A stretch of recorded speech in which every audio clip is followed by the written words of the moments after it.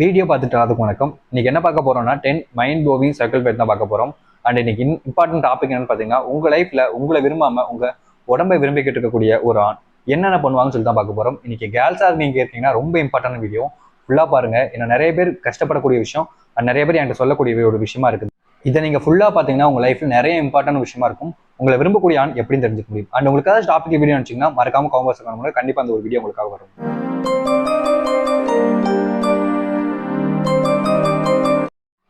ஒரு ஆண் உங்களை விரும்பாமல் உங்கள் உடம்பை விரும்பினால் அவருடைய நோக்கம் உங்கள் உடம்பை அடைவதற்காக மட்டும்தான் இருக்கும், உங்கள் அன்பை அல்ல. இங்க ஃபேக்கா இருக்கக்கூடியவங்க நிறைய பேர் இருக்காங்க, ஒன்னு ரெண்டு பேர் இல்ல. பட் ரீசெண்டா இருக்கக்கூடிய விஷயங்கள்லாம் நம்ம நியூஸ் எல்லாம் பார்க்கும்போது ஃபுல் அண்ட் ஃபுல் பாத்தீங்கன்னா இன்ஸ்டாகிராமு இல்ல ஸ்னாப்சாட் சம்திங் ஏதோ ஒரு சோசியல் மீடியால வச்சு அதுல இருந்து ஒரு பொண்ணை லவ் பண்ண வச்சு அந்த பொண்ணு கூட ரிலேஷன்ஷிப்ல இருந்து அதை வீடியோ எடுத்து பிளாக்மெயில் பண்றாங்க. ஸோ அந்த ஒரு விஷயம் இப்போ நேரத்துக்கு கூட நடந்திருக்கு. ஸோ அந்த ஒரு விஷயத்தினால உங்க லைஃப்லயும் அதே மாதிரி நடக்கலாம். ஸோ ஒருத்தங்க உங்களை உடம்பை அடைவதற்காக தான் விரும்புறாங்க அப்படின்றத ஃபர்ஸ்ட் நீங்க தெரிஞ்சுக்கணும். அதுக்கு என்ன பண்ணணுன்றதை நம்ம இன்னைக்கு வீடியோல பார்க்கலாம். அண்ட் உங்க லைஃப்ல ஒரு ஆண் உங்களை விரும்பதோட அன்பை விட உடம்பை தான் அதிகமாக விரும்புறாங்க, அதை புரிஞ்சுக்கோங்க. எந்த ஒரு ஆண் உங்கள் உடம்பை அடைய நினைக்கிறார்களோ அவர்கள் அதை பற்றி தெரியாதது போல் உங்களிடம் பேசுவது காண்பித்துக் கொள்வார்கள்.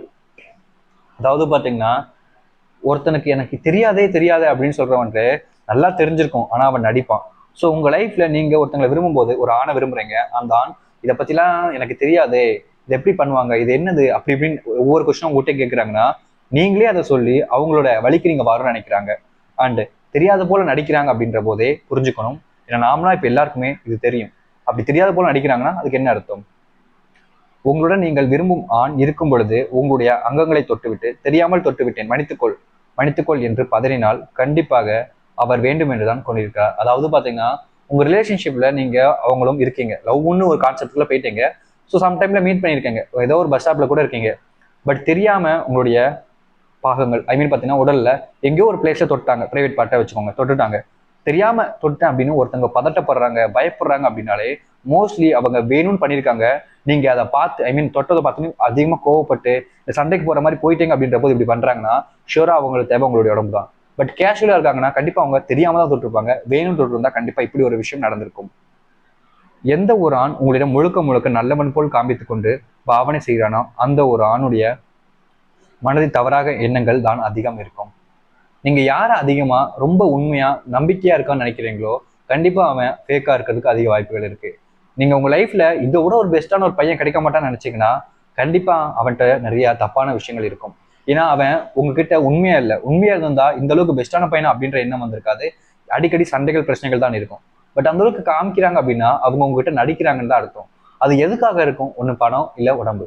இந்த ரெண்டு ரீசனுக்காக தான் இங்க மோஸ்ட் ஆஃப் த பெண்களை ஒருத்தங்க யூஸ் பண்ணிக்கிறதுக்காகவே உடம்புக்காகவே நிறைய பேர் பண்றாங்க. ஸோ உங்க லைஃப்ல நீங்க தான் கேர்ஃபுல்லா இருக்கணும். உங்களுடன் இருக்கும்போது உங்கள் ஆடைகள் விலகும் பொழுது அவருடைய கண்கள் முழுக்க உங்கள் உடம்பை தான் பார்க்கிறது என்றால் அது முழுக்க தவறான ஆண் தான். உங்க ரிலேஷன்ஷிப்ல நிறைய பேர்லாம் இருக்காங்க, லவ் பண்ணும்போது தெரியாம கூட இருக்கும்போது சால்வையோ இல்லை சம்திங் ஏதோ ஒரு விஷயங்கள் உடம்புல இருக்கக்கூடிய பாகங்கள் தெரியுது அப்படின்ற போது உள்ளடை விலகும் போது அந்த ஒரு டைம்ல அந்த ஒரு ஆண் எதை பார்க்குறான் என்ன பண்றான்னு வச்சுதான் இருக்கு.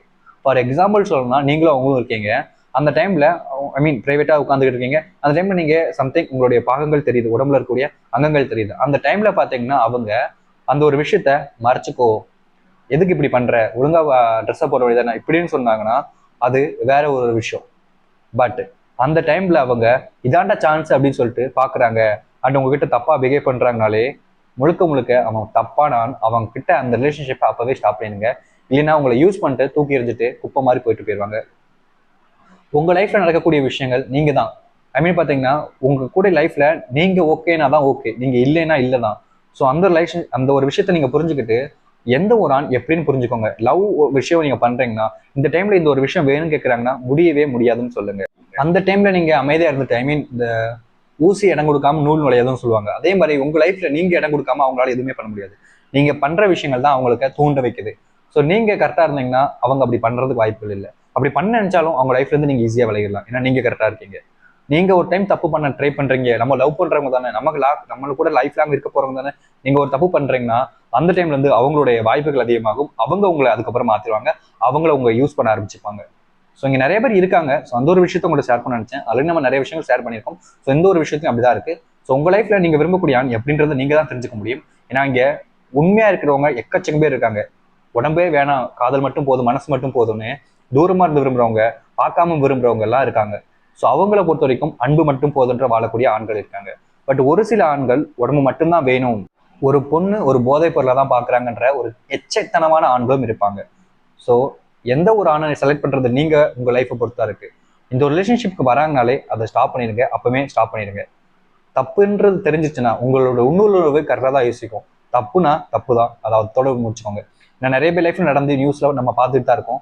ஸோ அந்த ஒரு விஷயத்தை புரிஞ்சுக்கிட்டு உங்களுடைய லைஃப்பை நீங்க தான் கேர்ஃபுல்லா வச்சுக்க ட்ரை பண்ணுங்க.